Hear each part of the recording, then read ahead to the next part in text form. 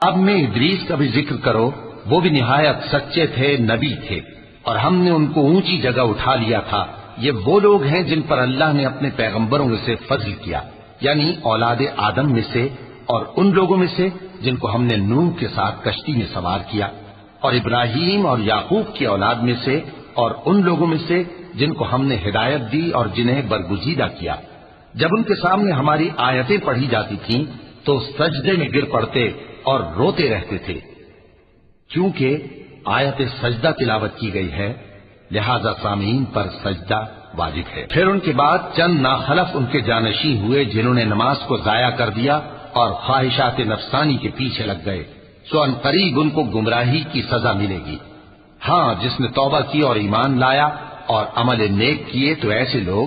بہشت میں داخل ہوں گے اور ان کا ذرا نقصان نہ کیا جائے گا، یعنی ہمیشہ کی بہشتوں میں جس کا